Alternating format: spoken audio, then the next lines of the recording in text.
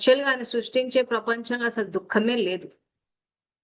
కానీ మనము స్వధర్మంలో ఉండాల్సిన ఆత్మ పరధర్మంలోకి వెళ్ళింది కాబట్టి దుఃఖాన్ని అనుభవించాం కాబట్టి ఆ దుఃఖాన్ని తీయడానికి వచ్చాడు. భగవంతుడు దుఃఖాన్ని ఇవ్వడు. ఆయనని దుఃఖహర్త అన్నాడు, అంటే దుఃఖాన్ని హరిస్తాడు. హర హర్ మహాదేవ్ అంటే హర్ హర్ అంటే హరించు అని దుఃఖాన్ని. మనము బయటి నుంచి తమో ప్రధానత అంతా తీసుకోవడం మొదలు పెట్టాం. సో ఆయన ఇంకా అంటే ఒక రకంగా చెప్పాలంటే ఇప్పుడు మనం ఒక ప్రోడక్ట్ వాడుతున్నాం అనుకోండి, ఇంట్లో టీవీ గానీ, ఫ్రిడ్జ్ గానీ, మొబైల్ గానీ ఇట్లాంటివి ఏమన్నా కొన్నప్పుడు దాంతో పాటు ఒక మాన్యువల్ వస్తుంది.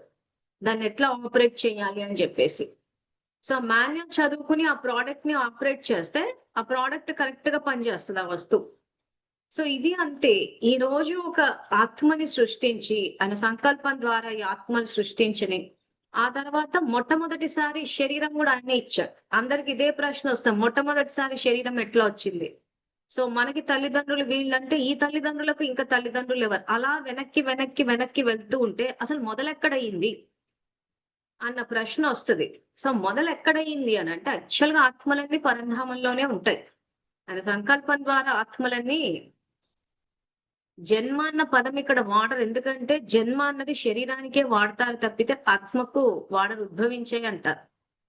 ఆ తర్వాత ఎప్పుడైతే ఆత్మ ఈ పంచతత్వాలతో చేసిన శరీరంలోకి వస్తుందో అప్పుడే దాని యొక్క స్వధర్మమైన ఈ శాంతి, ప్రేమ, పవిత్రత, జ్ఞానము, సుఖము, ఆనందము, శక్తి ఇవి అనుభవంలోకి వస్తాయి. సో అందుకే మీకు మామిడి పండు ఎగ్జాంపుల్ కూడా ఇచ్చాను పాత ఎపిసోడ్స్ లో. సో కాబట్టి ఈ శరీరం అన్నది ఒక గిఫ్ట్ మనకి. మనము దాన్ని ప్రాపర్ గా మెయింటైన్ చేయకపోవడం వల్ల ఇప్పుడు ఆరోగ్యం మెయింటైన్ చేయాలంటే కూడా అదొక పెద్ద టాస్క్ మాదిరి అయిపోయింది. ప్రతిదీ ఒక పెద్ద బర్డన్, ఒక బరువు మాదిరి అయిపోయింది. ఎందుకంటే ఆయన చెప్పిన పద్ధతిలో చేయటం లేదు కాబట్టి.